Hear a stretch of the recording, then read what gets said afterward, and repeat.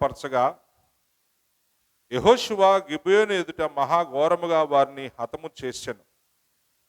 బెత్‌హోరోనుకు పైకి పోవు మార్గమున అజేకా వరకును మకేదా వరకును యోధులు వారిని తరిమి హతము చేర్చు వచ్చిరి.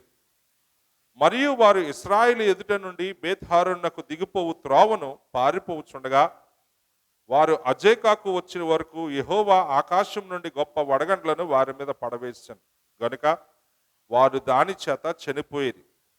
ఇశ్రాయేలుల కత్తివాత చంపిన వారి కంటే ఆ వడగండ్ల చేత చచ్చిన వారు ఎక్కువ మంది అయ్యిరి. యెహోవా ఇశ్రాయేలు ఎదుట అమోరీయులను అప్పగించిన దినమున ఇశ్రాయేలు వినుచుండగా యెహోషువ యెహోవాకు ప్రార్థన చేసెను. సూర్యుడా నీవు గిబియోనులో నిలువుము, చంద్రుడా నీవు అయ్యాలోను లోయలోను నిలువుము. జనులు తమ శత్రువుల మీద పగ తీర్చుకునే వరకు సూర్యుడు నిల్చెను, చంద్రుడు ఆగెను అను మాట యాషారు గ్రంథంలో వ్రాయబడి ఉన్నది కదా. సూర్యుడు ఆకాశ మధ్యమున నిలిచి ఇంచుమించు ఒకనాడల్లా అస్తమింప త్వరపడలేదు. యెహోవా ఒక నరుని మనవి వినిన ఆ దినము వంటి దినము దానికి ముందే గాని దానికి తర్వాతనే గాని ఉండలేదు. వాడు యెహోవా ఇశ్రాయేలు పక్షముగా యుద్ధం చేసెను. అప్పుడు యెహోషువ అతనితో కూడా ఇశ్రాయేలు అందరూ గిల్గాల్లో ఉన్న పాళెమునకు తిరిగి వెళ్ళిరి. దేవునికి స్తోత్రం కలుగును గాక. బైబిల్ గ్రంథంలో అద్భుతమైనటువంటి ప్రార్థనలు కొన్ని ఉన్నాయి.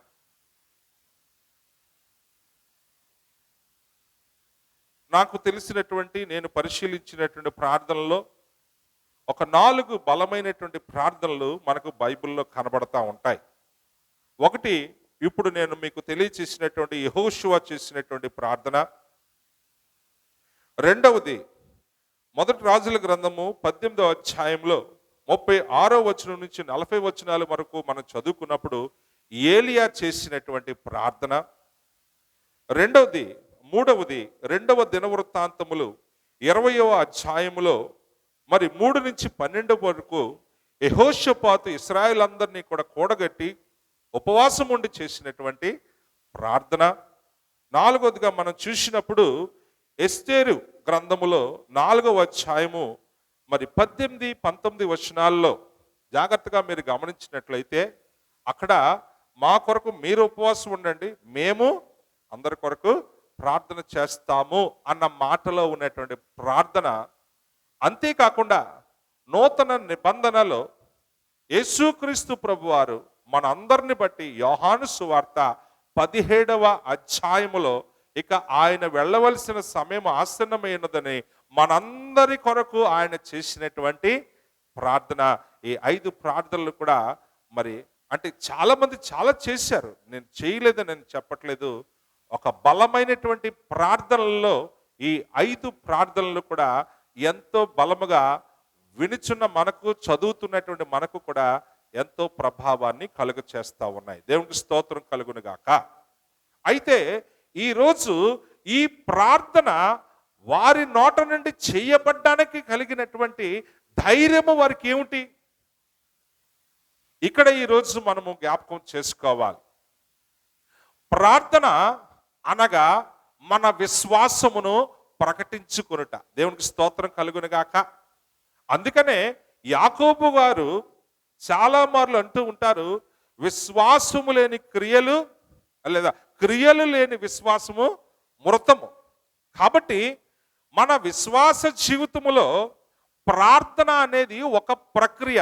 ఇది మీరు గమనించినట్లయితే ఒక 4 నెలల క్రితము మన దైవజనులు ఈ విషయంలో ఒక మంచి సందేశాన్ని మనకు అందించారు. ఎంతమంది గుర్తుందో తెలియదు. ప్రార్థన అనేది ఒక ప్రక్రియ అనగా ఏమిటి? మన యొక్క జీవితంలో మనముకు అవసరమైన దాన్ని, మన ముందున్నటువంటి పరిస్థితిని బాగు చేసుకోవడానికి మనకు మనముగా ప్రభు సన్నిధిలో స్పందించేటటువంటి ప్రక్రియే ప్రార్థన. విశ్వాసం లేకుండా ఎవడు కూడా ప్రార్థన చేయలేడు. విశ్వాసం ఉన్నవాడే ప్రార్థన చేయడానికి పురుకొల్పబడతాడు. ఆ ప్రార్థన చేయుటలో తనకు తన దేవుని పట్ల ఉన్న విశ్వాసం అంతటిని కూడా ప్రార్థనలు ఏం చేస్తాడండి? ప్రకటించుకుంటాడు, అనగా దేవునికి చెప్పుకుంటాడు. దేవునికి స్తోత్రం కలుగును గాక.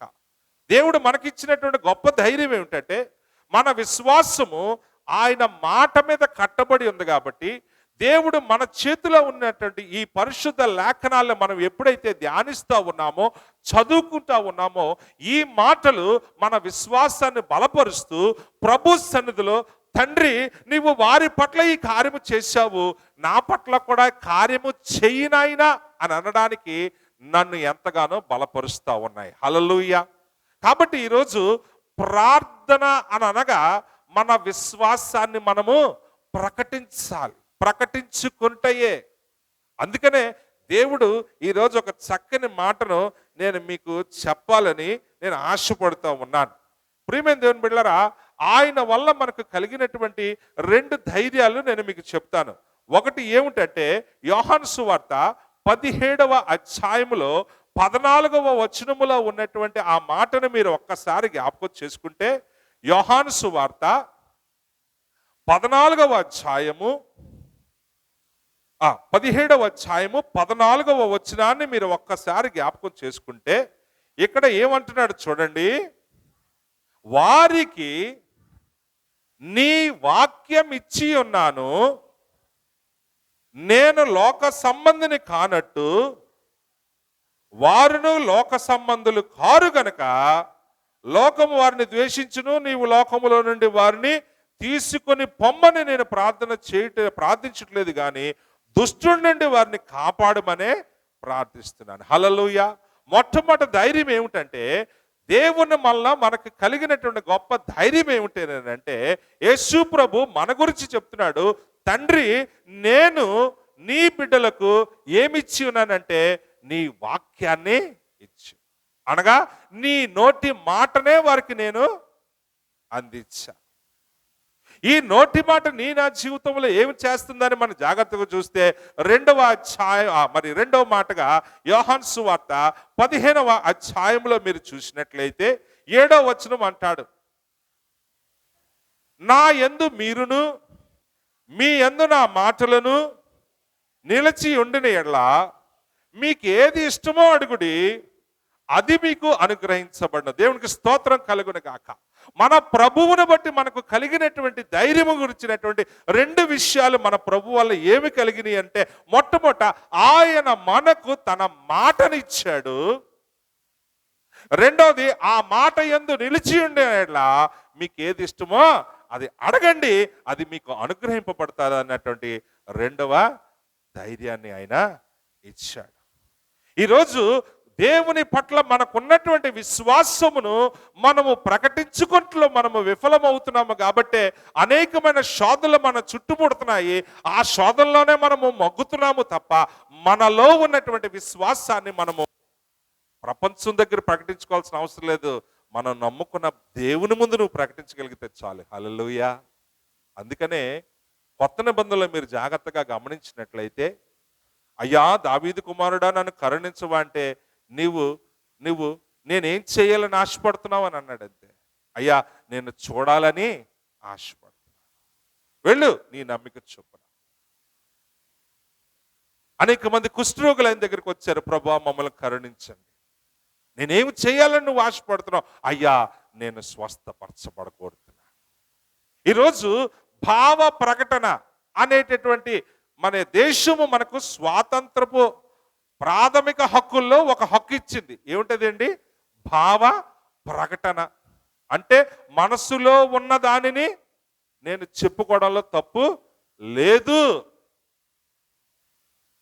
దానికోసము అనేకమైనటువంటి ప్రాథమిక హక్కులు ఇంకా అక్కడ కల్పించబడ్డాయి. అయితే ప్రభు వల్ల మనకు కలిగినటువంటి ఈ ధైర్యం ఏమిటి? ఈ ధైర్యాన్నే యోహాను భక్తుడి గారు మొదటి యోహాను 5వ అధ్యాయములో నేను మీకు తెలియజేసినట్లుగా, నేను వాక్యం నుంచి పక్కకు వెళ్ళిపోలేదు కానీ మీకు కొన్ని ఆధారాలు చూపించి ముందుకు వెళ్ళాలని ఆశపడుతున్నాను. ఒకటే మాట 13, 14 వచనాల్లో ఒకటే అంటున్నాడు, దేవుని కుమారుని యందు విశ్వాసముంచు మీరు నిత్య జీవము గలవారని తెలుసుకున్నట్లు నేను ఈ సంగతులు మీకు తెలియచేస్తున్నాను. ఏమిటి అని అంటే, ఆయనను బట్టి మనకు కలిగినటువంటి ధైర్యం ఏమనగా, ఏమిటండి కలిగింది ధైర్యం? ఏమిటంటే ఆయన చిత్తానుసారముగా మనం ఏమడిగినను ఆయన మనవి ఆయన ఆలకించేవాడు. జాగ్రత్త గమనించండి, ఆయన చిత్తానుసారంగా మనం ఏం అడిగినాను ఆయన నా మనవి అనగా నీ మనవి ఆలకించువాడు. అదే అని అన్నాడు. మరి ఆయన చిత్తానుసారము అని అంటే ఇందాక మీకు రెండు మాటలు చూపించాను. మనకు ఆయన ఇచ్చిన వాక్యము అది మన హృదయంలో ఉంది. రెండోది, ఉన్నటువంటి ఆ వాక్యము యందు నేను నిలుచుండి నేను ఆయనకి ఏమంట అడుగుతా, మీరు నా వాక్యమందు నిలిచి ఉండి మీరు అడిగితే మీకు ఏది ఇష్టమో అడగండి, అది మీకు కలుగు. కాబట్టి ఈరోజు ఈ విషయాలు మీరు ఒక్కసారి అర్థం చేసుకోవాలి. ప్రార్థన ఎందుకు చేయలేకపోతున్నావు అంటే నీ విశ్వాసాన్ని నువ్వు ప్రకటించుకోలేకపోతున్నావు కాబట్టి నువ్వు ప్రార్థన చేయలేకపోతున్నావు. సహవాసానికి నువ్వు ఎందుకు దూరంగా ఉన్నావంటే నీ విశ్వాసానికి ఆధారము లేదు కాబట్టి నువ్వు సహవాసంలో పాలు పంపులు. ఇందాక మీకు జాగ్రత్తగా గమనించినట్లయితే, నేను వారికి నీ వాక్యం ఇచ్చితిని, నేను లోక సంబంధిని కానట్టు వారు కూడా లోక సంబంధులు కారు, కానీ లోకం వారిని ద్వేషించును అని అన్నాడు. అంటే ఇప్పుడు నేను లోక సంబంధిని కాదు, నేను ప్రభు బిడ్డను కాబట్టి ప్రభు బిడ్డగా దేవుని యొక్క మాటలో నేను పొందుకున్నటువంటి స్వాతంత్రం ఏమిటి అని అంటే ఆయనను బట్టి నాకు ఒక ధైర్యం కలిగింది. ఏమిట్రా అంటే నేను ఏమి అడిగినను ఆయన నా మనవి ఆలకిస్తాడు. ఈరోజు ప్రభువుని బట్టి మనకు కలిగిన ధైర్యం ఇదే మనము చెప్పుకునే ప్రార్థన. ప్రార్థన అనగా మరొకటి కాదు, నేను ఆరాధిస్తున్నా, నేను నమ్ముకున్న ప్రభు దగ్గర నా విశ్వాసాన్ని నేను ప్రకటించుకుంటున్నా. ఈరోజు యెహోషువ అదే చేశాడు. ఆయన చేసిన ప్రార్థనలో యుద్ధానికి పరిగెడుతూ చేస్తున్నాడు ఆ ప్రార్థన. హల్లెలూయా. నిజమే, మోకాళ్ళు వేసి ఆయనతో అంతరంగికంగా చేసుకునే ప్రార్థన అవ్వచ్చు. కానీ ఈరోజు ఆ ప్రార్థన అతన్ని ఏమి చేసింది అంటే తన విశ్వాసాన్ని ప్రకటించుకునేటట్టుగా చేసింది. ఎందుకు? నేను నమ్ముకున్న దేవుడు, ఆయనకి సమస్తము సాధ్యమే, ఆయన ఏదైనా సరే చేయగలడు అనేటువంటి అపారమైనటువంటి విశ్వాసాన్ని ఆయన తను ఆరాధిస్తున్న దేవుని ఎడల కలిగి ఉన్నాడు.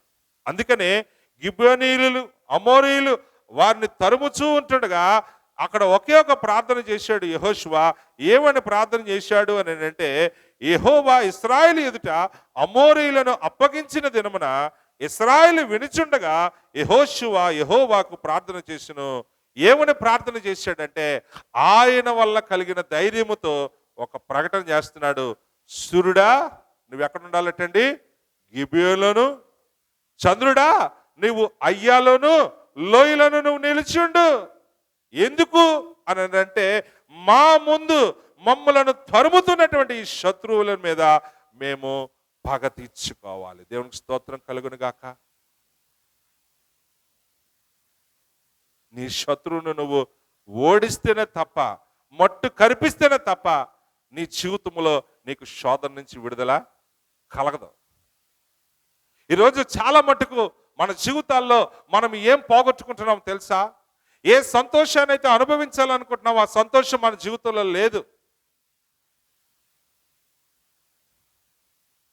ఏ సుఖమును మనం కోరుకుంటున్నామో అది మన జీవితంలో లేదు. తిమోతి రాసినటువంటి పత్రికలో ఈ మాట మనం చూస్తూ ఉన్నాం. ఒకసారి తిమోతి రాసినటువంటి పత్రికలోకి మనం వెళదాం. అక్కడ మరి ఏం చెప్తున్నాడు? అపోస్తులైన పౌలు గారు తన కుమారుడైనటువంటి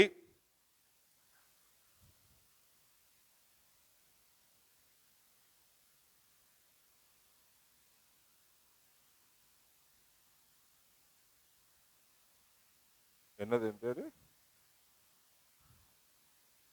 అక్క సుఖముగాను ఆ మాట కావాలి ఏనా రెండో ఎక్కడుంది ఇది? మొదటి అధ్యాయంలో 2:1. సారీ, నేను 2 చెప్పాను. ఇప్పుడు చూడండి, ఇక్కడ ఒకటే ఒక మాట అంటున్నాడు.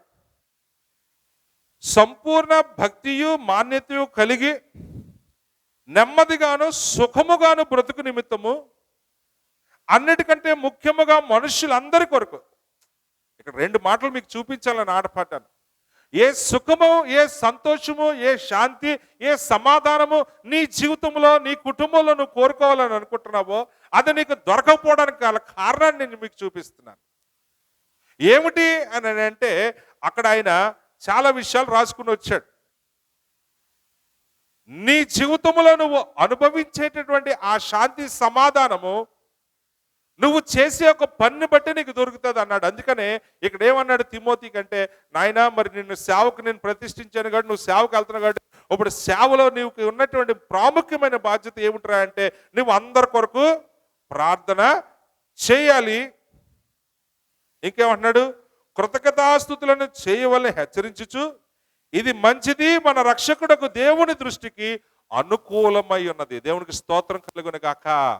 ఇక్కడ మీరు గమనించాలి, ఎందుకు మన జీవితంలో మనము వీటి విషయంలో ఫెయిల్ అవుతున్నాము, ఎందుకు మనము సుఖమును, శాంతిని, ఒక తృప్తిని మనము అనుభవించలేని స్థితిలో ఉన్నాము అని అంటే దానికి గల కారణం ఏమిటంటే దేవుని దృష్టికి నువ్వు అనుకూలమైన దానిని నువ్వు చేయలేకపోతున్నావు. ఏమిటిరా అని అంటే ఒకటే మాట, అది నీ జీవితంలో లేనటువంటి ప్రార్థనే. నీ జీవితంలో లేనటువంటి ప్రార్థనే నిన్ను ఏం చేస్తుందండి, సుఖముగాను నెమ్మదిగాను బ్రతుకు నిమిత్తము. ఈ సుఖము నెమ్మది నీ జీవితంలో దూరం అయిపోతున్నాయి.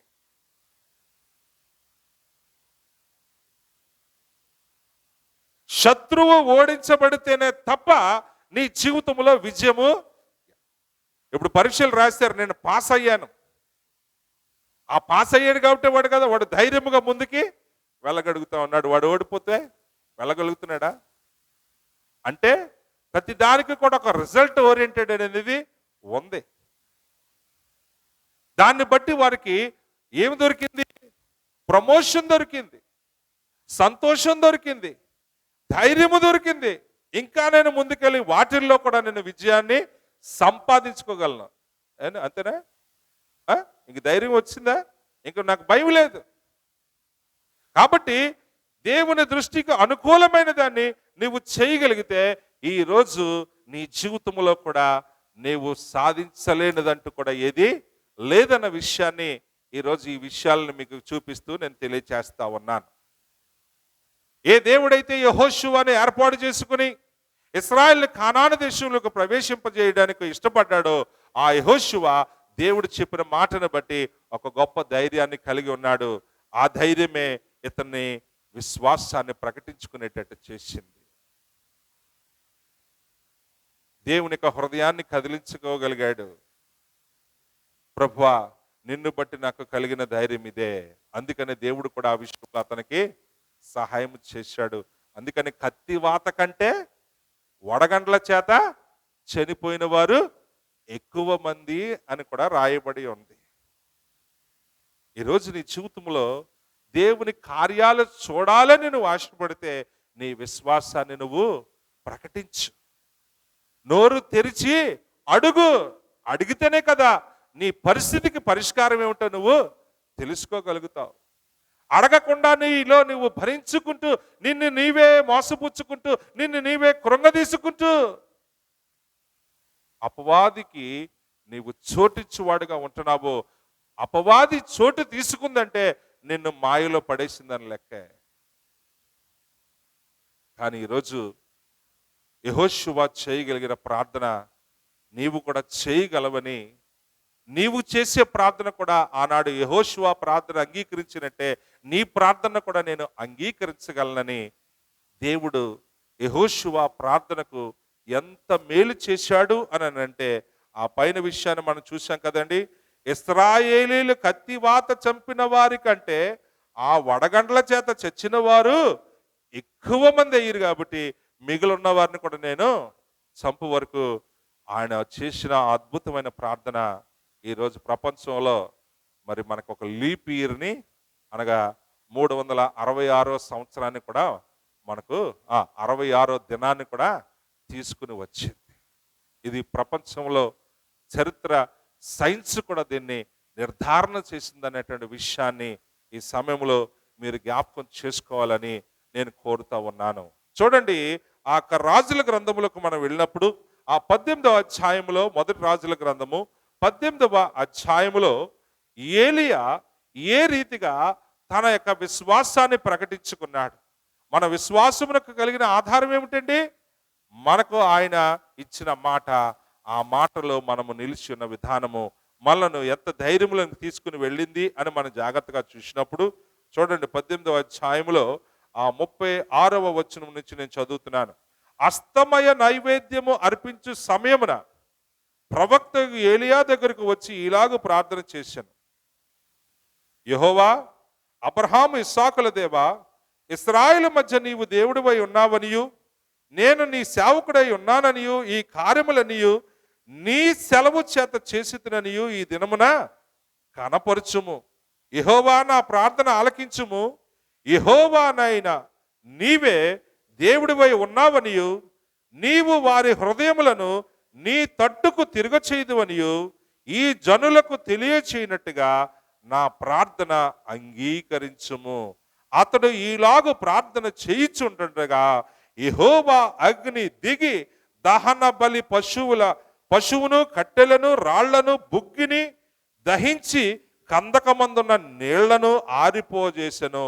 అంతట జనులందరూ దాన్ని చూచి సాగిలపడి యెహోవాయే యెహోవాయే దేవుడని కేకలు వేసిరి. దేవునికి స్తోత్రం కలుగును గాక. ఈరోజు నీ విశ్వాసాన్ని నీ ప్రభు ముందు నువ్వు ప్రకటన చేయాలి. అదే నీ జీవితంలో ఒక బలమైన ప్రార్థన అయి ఉన్నదన్న విషయాన్ని ఇక్కడ మనము జ్ఞాపకం చేసుకుంటున్నాం. ఆయన పూర్ణ హృదయముతో ఆయన సేవించుచున్న ప్రభువునందు విశ్వాసముతో ఈరోజు నేను సేవించుచున్న దేవుడు సర్వలోకమునకు సృష్టికర్త అయి ఉన్నాడన్న విషయాన్ని ఆయనే కాదు ఈ జనులు తెలుసుకున్నట్లుగా ఏమని అడుగుతున్నాడండి? నా ప్రార్థన అంగీకరించు ప్రభా అని ఏమడుగుతున్నాడండి? నోరు తెరిచి తన విశ్వాసాన్ని ప్రభు దగ్గర తెలియచేసుకుంటున్నాడు. ఈరోజు ఎంతమంది మన విశ్వాసాన్ని బయటకు ప్రకటించుకునేవారుగా, అనగా అర్థం ఏమిటి? నోరు తెరిచి మాట్లాడుకునేవారుగా ఉంటున్నాం చెప్పండి. ఆయన అంటున్నాడు కదా హెబ్రీయులు రాసిన పత్రికలో, విశ్వాసం అన్నది నిరీక్షించు వాటి యొక్క నిజస్వరూపము అదృశ్యమైనవి కూడా ఉన్నవనుటకు రుజువునై ఉన్నది అన్నటువంటి గొప్ప ధైర్యాన్ని ఆయన మనకు కలుగ చేస్తే ఈరోజు ఆ విశ్వాసాన్ని ప్రకటించుకోవడంలో నువ్వెక్కడో విఫలమైపోతున్నావు. అందుకనే నీ జీవితంలో నీ శత్రువు బలంగా నీ మీద దాడి చేస్తున్నాడు.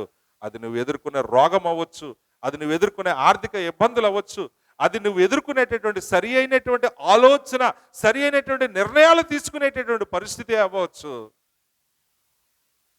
అనుకోకుండా దారి తప్పిపోయేటటువంటి పరిస్థితులే అవ్వచ్చు. ఈరోజు నీ విశ్వాసాన్ని నువ్వు ఏ రీతిగా ప్రకటించుకోగలుగుతున్నావు? ఆయన అంటున్నాడు మన గురించి, నేను వారికి నీ వాక్యాన్ని ఇచ్చాను.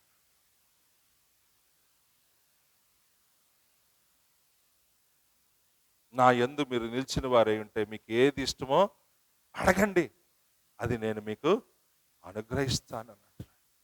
నా ప్రియమైన దేవుని బిడ్డలారా, ఆయన మనలను బలపరచు తండ్రి అయి ఉన్నాడు. అందుకనే ఇర్మియా గ్రంథములో మీరు చూసినట్లయితే ఇవన్నీ కూడా మీకు తెలిసిన మాటలే, కానీ మీ అందరికీ కూడా మరొక్కసారి నేను మీకు తెలియచేయాలని ఆశపడుతూ ఉన్నాను.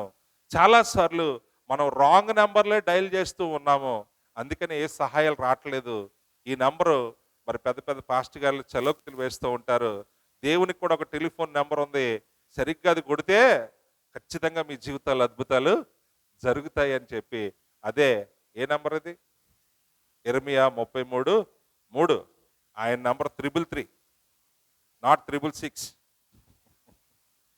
కాబట్టి ఇక్కడ అంటున్నాడు కదా ఒకటే మాట, ఇర్మియా చెరసాల ప్రాకారములలో ఇంకా ఉంచబడి ఉంటుండగా యెహోవా వాక్కు రెండవసారి అతనికి ప్రత్యక్షమై ఇలాగూ సెలవిచ్చెను, మాట నెరవేర్చు యెహోవా, స్థిరపరచవలనని దాన్ని నిర్మించు యెహోవా, యెహోవా అను నామము వహించిన వాడే ఈలాగు సెలవిచ్చుచున్నాడు. దేవునికి స్తోత్రం కలుగును గాక. మాటను నెరవేర్చేవాడట, ఇచ్చిన మాటను స్థిరపరిచి, అంటే అక్కడ లేదు కదా, ఇప్పుడు దాన్ని చూపిస్తాడు నీకు. అందుకనే స్థిరపరిచి దానిని నిర్మించు యెహోవా, యెహోవా అను నామము వహించుచున్న నేనే నీతో కూడా మాట్లాడుతున్నాను. ఏమిటా మాట అంటే, నాకు మొరపెట్టుము, నేను నీకు ఉత్తరం ఇచ్చేదను, నీవు గ్రహింపలేని గొప్ప సంగతులను, గూఢమైనటువంటి సంగతులను నీకు తెలియచేతును. దేవునికి స్తోత్రం కలుగును గాక. ఇది ప్రభు నీకు ఇస్తున్న గొప్ప ధైర్యం. ప్రకటించుకో. ఏమిటి ప్రకటన అంటే, అడుగు నోరు తెరిచి, నోరు తెరిచి అడుగు, నీ విశ్వాసాన్ని ప్రభు దగ్గర ప్రకటించు. నువ్వు ప్రపంచంలోకి వెళ్ళి దేహి అనాల్సిన అవసరము లేదు. నీవు సేవించుచున్న ఆ దేవుని మీద నువ్వు మోకరిల్లుతావో, సాష్టాంగ పడతావో, ఏమి చేస్తావో, నోరు తెరిచి నీ విశ్వాసాన్ని నువ్వు ప్రకటించాల్సిన సమయమే ఈ సమయము. నా ప్రియమైన దేవుని బిడ్డలారా, అనేకమైనటువంటి విశ్వాస సంబంధమైనటువంటి పరీక్షలు ఈ దినాల్లో మనము చూడబోతా ఉన్నాం. ఎందుకు? క్రైస్తవుడు అయినందుకు మాత్రమే నేను ఈ మాటలు తెలియజేస్తున్నాను. క్రైస్తవుడు అయినందుకు మాత్రమే ఈ యొక్క విశ్వాస పరీక్షల గురించి నేను మాట్లాడుతున్నాను తప్ప, నేను లోక సంబంధనైతే పరీక్షల గురించి నేను మాట్లాడను. ఎందుకంటే దానికి జవాబులు కూడా లేవన్న సంగతి వాళ్ళకి తెలుసు. కానీ మనకైతే జవాబిచ్చేటటువంటి దేవుడు, కార్యములు చేసే దేవుడు, మన పక్షంగా నిలబడి పోరాడే దేవుడు మనకు ఉన్నాడు. కాబట్టే నా విశ్వాస పరీక్షలో నేను ఆయనతో నా విశ్వాసాన్ని ప్రకటించుకుంటా ఉన్నాను. ఈరోజు నీవు ఆ ప్రకటన చేస్తూ ఉన్నావా? నీ నోట ఆయన మాట ఉంది, కానీ ఆ మాట బయటికి పెగలట్లేదు.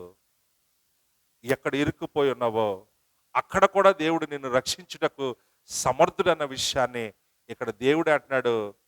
యెహోవాను నామము వహించిన వాడే నేను నీతో మాట్లాడుతున్నాడు. నాకు మొక్కుపెట్టు, నేను నీకు ఉత్తరం ఇస్తానని నీకు నాకు ధైర్యమును కూడా నూరు పోస్తున్న ఆ గొప్ప దేవుడు ఎంత అద్భుతమో. ఈరోజు అటువంటి దేవుణ్ణి నీవు నేను ఆరాధిస్తూ ఉన్నాము. దేవునికి స్తోత్రం కలుగును గాక. నా ప్రియమైన దేవుని బిడ్డలారా, మీరు ఇంకొక విషయాన్ని మీరు జాగ్రత్తగా గమనించినట్లయితే, రాజాజ్ఞను మార్చివేసినటువంటి పరిస్థితులను మనం ఎస్తేరు గ్రంథంలో చూసాం. అంతే కదా? 4వ అధ్యాయము ఎస్తేరు గ్రంథంలో ఆ 18, 19 వచనాలు మనం చూసినప్పుడు అక్కడ ఏమి చెప్పబడుతుందో ఒక్కసారి మీరు గమనించినట్లయితే, ఎస్తేరు గ్రంథములో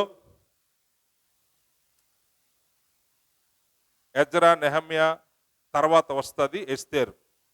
అక్కడ 4వ అధ్యాయము 18, 19 వచనాలు చదివినప్పుడు, అప్పుడు ఎస్తేరు మొర్దెకైతో ఇట్లనెను, నీవు పోయి షూషనునందు కనబడిన యూదులందరినీ సమాజ మందిరమునకు సమకూర్చి నా నిమిత్తము ఉపవాసముండి 3 దినములు అన్నపానములు చేయకుండి, నేనును నా పనికత్తులను కూడా ఉపవాసముందుము. ప్రవేశించుట న్యాయ వ్యతిరేక్తముగా ఉన్నను, నేను రాజునొద్దకు ప్రవేశించదును, నేను నశించదును. దేవునికి స్తోత్రం కలుగును గాక. తనను సేవిస్తున్న, తన నమ్ముకొని ఆరాధిస్తున్న తన దేవుని బట్టి కలిగినటువంటి ధైర్యము చూడండి.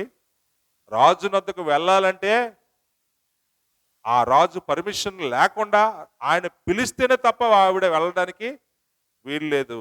కానీ ఈరోజు ఇక్కడ తన బిడ్డల మీద, తన యొక్క స్వజనాంగం మీద ఉన్నటువంటి ఆ రాజ శాసనాన్ని ఎలాగైనా సరే నేను తిప్పి కొట్టాలి అనేటువంటి ఆలోచనతో ఒకే ఒక నిర్ణయానికి వచ్చింది. అయ్యా, మన జనులందరికీ కూడా తెలియజేసి అందరూ కూడా ఒక మందిరానికో ఎక్కడో దగ్గర కూడగట్టి నా కొరకు 3 దినాలు మీరు ఉపవాసం ఉండండి, నేను నా పనికత్తులు కూడా ఉపవాసం ఉంటాం. దేని కొరకు అని అంటే, నేను రాజునొద్దకు వెళతాను, నేను రాజునొద్దకు వెళతాను. నా మనసులో ఉన్న ప్రతి మాట కూడా నేను ఆయనకి తెలియచేసుకుంటాను. అందుకని ఏమంటున్నాడండి, నేను రాజునొద్దకు ప్రవేశించుదును, నేను నశించెదను. హల్లెలూయా. చెప్పండి, ఏం చేద్దాం? మన పరిస్థితులకు మనకు వ్యతిరేకంగా ఉన్నాయి, అవి మన మీద పడాలా, మనమే వాటి మీద పడిపోదామా? చెప్పండి. తాడోపేడో తేల్చుకోవాల్సింది మనమేనా? ఇక్కడ అంటుంది ఎస్తేరు, నేను నశించిపోతాను, కానీ నేను మాత్రం అడగాల్సింది, చెప్పాల్సింది నేను చెప్పేసుకుంటాను. దానికి ఆవిడ ఒకటే కోరుకుంది, మీరు 3 దినాలు ఉపవాసం ఉండి నా కోసం ప్రార్థన చేయండి. ఎందుకు? నాకు కూడా ఆ ధైర్యము, నా వారు నా పక్కన ఉన్నారని అంటే నాకు ఎంత ధైర్యం. అదే సంఘముతో ఉన్నటువంటి సహవాసం. చాలా మందికి సంఘం అంటే చాలా చిన్నచూపు. మరి ఏమనుకుంటారో నాకు అర్థం కాదు. మీరు ఎవరితో చెప్పుకుంటున్నారో కూడా తెలియదు. కానీ ఇక్కడ మీ కొరకు మాత్రం సంఘము అత్యాశక్తితో ప్రార్థన చేస్తుందన్న విషయాన్ని, సంఘ సహవాసానికి దూరంగా ఉంటూ మా పనులు మాయ అనుకుని వెళ్ళిపోతున్నారు చాలా మంది. వెళ్ళిపోండి, ఏం పర్వాలేదు. కానీ తెలుసుకున్న రోజు ఆలస్యం అయిపోతే ఆ రోజు ఒంటరిగా మిగిలిపోయేది నువ్వు ఒక్కడవే. కానీ ఈరోజు నా కొరకు ప్రార్థన చేయండి అని కూడా నా స్వజనులతో చెప్పుకునేటటువంటి గొప్ప అవకాశాన్ని దేవుడు ఈరోజు సంఘముగా మనకు అనుగ్రహించాడు. చేసిందా, చేయలేదా? చేసి చూపించిందా లేదా? దేవుడు కార్యాన్ని జరిగించాడా లేదా? అలాంటి కార్యం ఎక్కడైనా జరుగుద్దా? అలాంటి కార్యం ఎక్కడైనా జరుగుద్దా? శత్రువు తన పన్నిన వల్లనే చిక్కుకుపోవడం ఎక్కడైనా మీరు చూసారా? ఇక్కడ జరుగుతుంది. ఏమిటి పరిస్థితి అని అంటే, విందుకు పిలిచింది, మొత్తం కథ అంతా నేను చెప్పలేను, కానీ విందుకు పిలిచింది, వచ్చింది. ఒక పక్కన హామానికి ఏమైపోయింది? కంగారు పుట్టుకుంది. ఇక్కడ ఏదో నాకు దెబ్బ తగలబోతుంది, ముందుగా నేను ఎస్తేరు దగ్గరికి వెళ్ళిపోవాలి. ఎంత మంత్రి అయితే ఆవిడ రానే కదా. అక్కడ కొన్ని విషయాలు మర్చిపోయాడు. ఎందుకంటే తను చేసిన పాపం తను ఇంకా పాపంలోనికే నెట్టివేసింది. రాణి దగ్గరికి వెళ్ళాడు, అంతఃపురంలోకి వెళ్ళాడు, అంతఃగదిలోకి వెళ్ళాడు. రాజు తప్ప ఎవడూ ప్రవేశించకున్నటువంటి తన రాణి గదిలోకి వెళ్ళాడు. వెంటనే రాజు చూశాడు. అక్కడ తను చేసిన పన్నాగం తనకే చుట్టుకునేటట్టు జరిగిపోయింది. హల్లెలూయా. ఇది చూడడానికి విడ్డూరమే, కానీ దేవుడు ప్రార్థన ఆలకించేవాడు. మన సమస్యలన్నిటిలోంచి మనకు విడుదల ఇచ్చేవాడు. ఎలాగా అని అంటే, ఆయన చేసే కార్యాలు ఆశ్చర్యాలు. అందుకనే అవి కన్నులకు కనబడవు, హృదయానికి అగోచరమైన విషయాన్ని ఈరోజు మనం జ్ఞాపకం చేసుకుందాం. నా ప్రియమైన దేవుని బిడ్డలారా, నేను ముగిస్తా ఉన్నాను.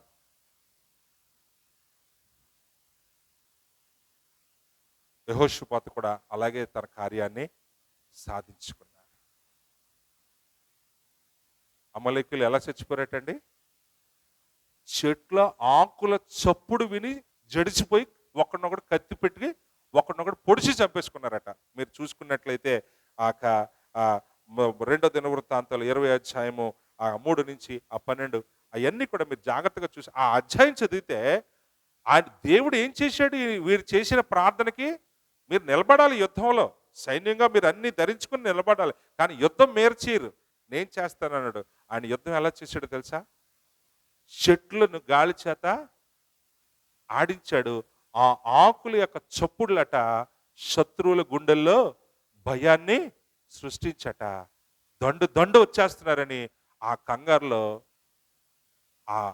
ఆ పొగలోనో ఎందులోనో సొంత వారినే సొంత వాళ్ళు చంపేసుకుంటున్నారన్న సంగతి కూడా తెలియకుండా వారిని వారే కత్తులతో పొడిచి చంపేసుకున్నారు. ఇది ఎప్పుడన్నా మీరు వినడానికి ఇది విడ్డూరంగానే కనబడుతుంది.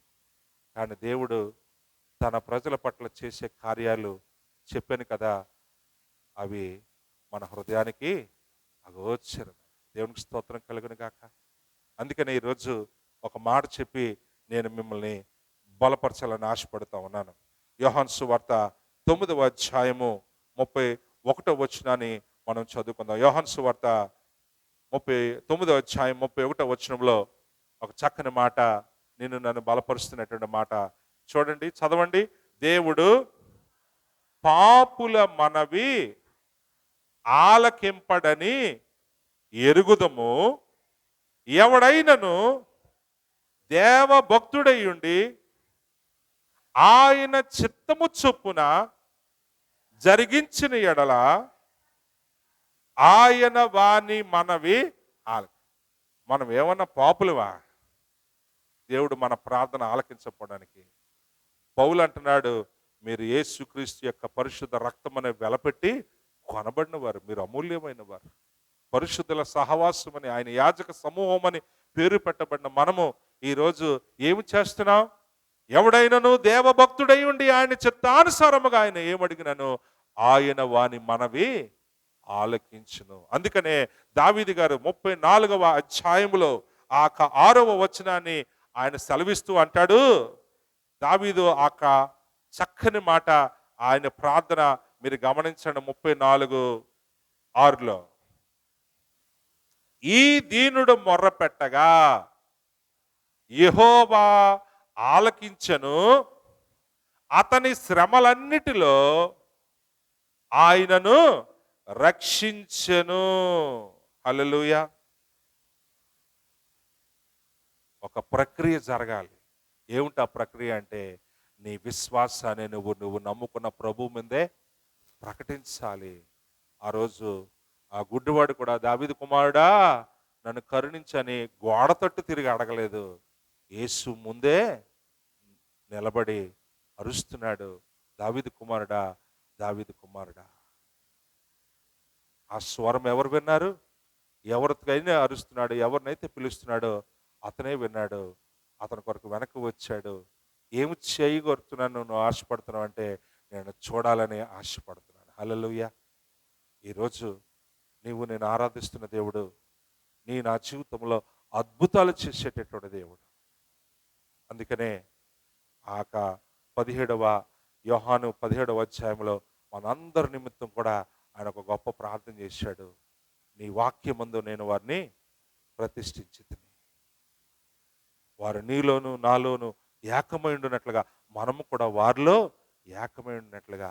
ఇదిగో ప్రభా, నేను లోకం కోసం ప్రార్థన చేయట్లేదు, నీవు నాకు అనుగ్రహించిన నీ బిడ్డల కోసం నేను ప్రార్థన చేస్తున్నానని యేసు ప్రభు వారు మనందరికి నిమిత్తం ప్రార్థన చేస్తున్నాడు.